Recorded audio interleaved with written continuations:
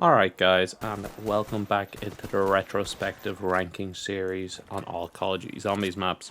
In today's episode, we will be talking about Call of the Dead. I'm going to be upfront and honest with you guys from the very start. I personally don't love this map at all. I find it very difficult, I find it ugly, and I find it very boring to play in its original form, and I think the remake on Black Ops 3 is very much the best way to play this map. Unfortunately for Call of the Dead, this is not the map I'm reviewing. We are going to be looking at the original on Black Ops 1 for this video. I've only recently completed the Easter egg for the first time solo, so if you want to check that out on video, I have it on the top right corner of the screen now. That was a really fun video to make, and it did give me a newfound appreciation for Call of the Dead and what it set out to be. But unfortunately, it did make the original map even worse in my opinion, but I will take that out of consideration when looking at this map. Last episode we looked at Ascension, one of my favorite basic survival maps of all time.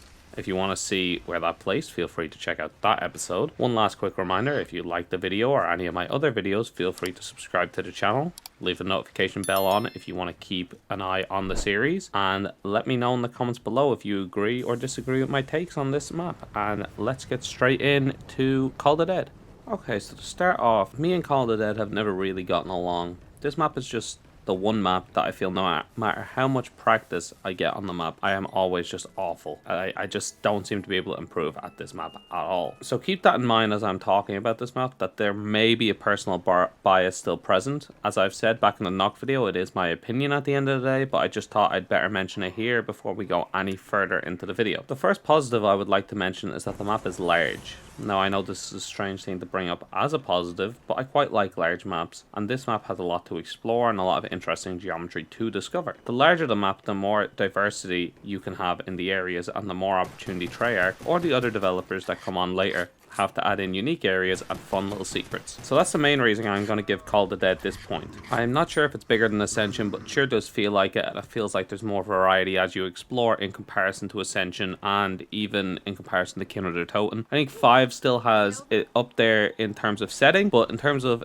exploring for your first couple of playthroughs, Call of the Dead is probably the best on Black Ops 1 so far. The next thing I'd like to discuss are the 2 wonder weapons on this map. Not only is it incredibly cool that there is 2 wonder weapons on the map for the first time, but also these weapons just look awesome and serve 2 completely new and different functions to one another. The VR-11 is one of the most unique wonder weapons of its time, and probably still today, in all fairness. It has so much utility in both solo, and it has unique interactions on co-op, which is the first gun of its type to do anything like that, to have unique interactions on co-op and unique interactions on solo. For example, the insta-kill on co-op, and then the removal of George on solo. I know you can do that on both, but it's just interesting little quirks that the gun has that makes it really stand out. The visual design of these weapons are also phenomenal. The Scavenger is super clean and slick weapon with a really nice clean design, whereas the VR-11 has the super cool sci-fi look, and it kind of looks like a scorpion or like a creature, and I just think it looks really cool how it shoots, and the actual aesthetic design of these 2 weapons are both phenomenal, and I enjoy playing with both of them, even if they're not great. And that is something that has to be mentioned, that the guns aren't great. Neither of these are, well, I suppose the VR-11 is infinite damage, but you only kill 1 zombie with it, so good luck getting the round 100 with that as your primary damage weapon. That's not happening. And the Scavenger on the Black Ops 1 version is not infinite damage, so you do very little damage to the vast majority of the zombies. And it starts capping out, and it starts leaving crawlers, and it makes the map itself quite difficult. So the wonder weapon's actual performance is quite lackluster, but the design, their interactions, and the actual aesthetics of the guns gives them enough to be kind of warranted as a positive rather than a negative, but I have taken it into account, so it's less of a positive and less points have been given. The next thing I would like to talk about is George as the boss zombie. This is the first time in Zombies we have a really awesome boss in Zombies. Not only do you get some really cool worthwhile rewards, sound like Scooby-Doo there, not only does he provide a meaningful challenge, but he is also tied into the Easter egg directly in terms of the rewards you get when you defeat him. George is a layered, complex boss that really adds a nice challenge to the map. George follows you, the player, around the map slowly but constantly. He deals massive damage, but typically he moves very slowly, as I mentioned. If you do decide to shoot him, or even if it happens by accident, he will then enter an enraged mode and start barreling towards the player at Mach 10 speeds.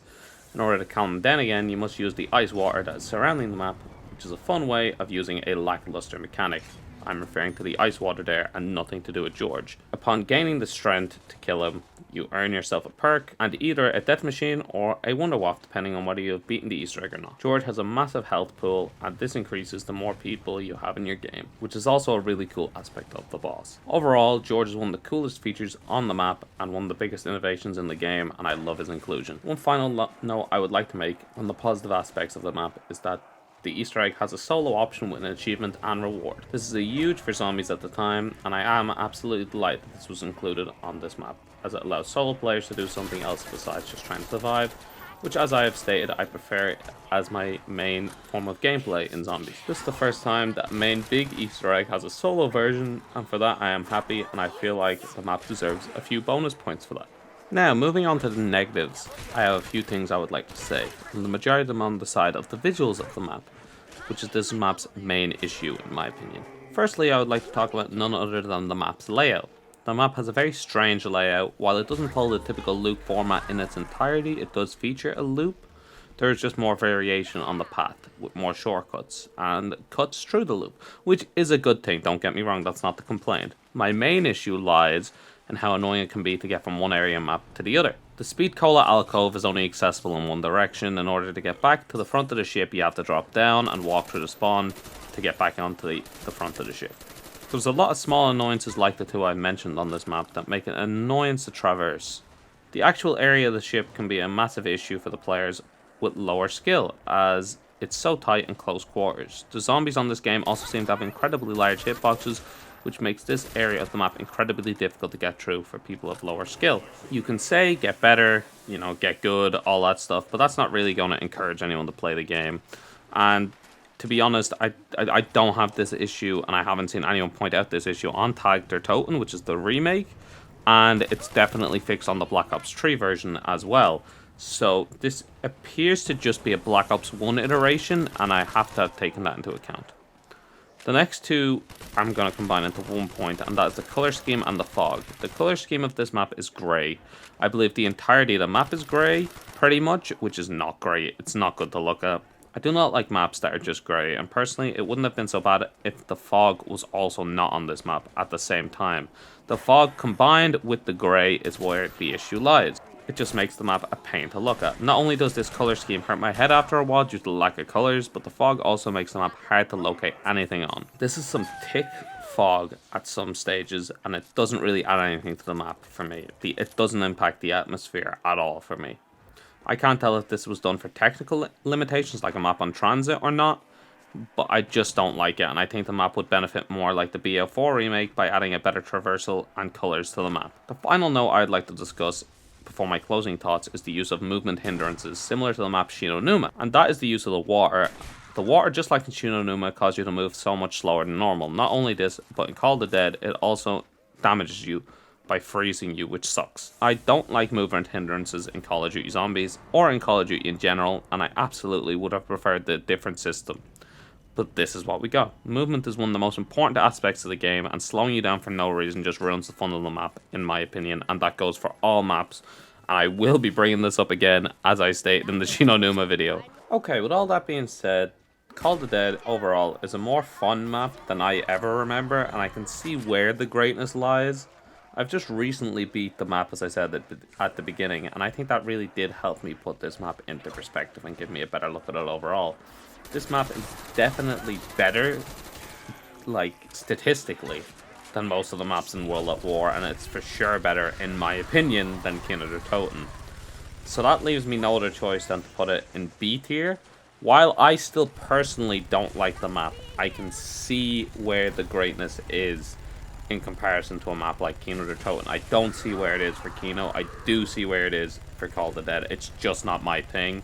And I'm sure some people aren't going to be happy that I have it in B in comparison to where it should be in higher tiers. But unfortunately, B is where I'm leaving it, the top of B tier. Now, if you have enjoyed this video and you want to keep up to date with the series, subscribe and hit that bell icon, as we will be continuing right up until Black Ops 6. Feel free to leave a like, and if you agreed or disagreed, leave a comment and let me know. The next episode will be none other than Shangri-La, so stay tuned for that.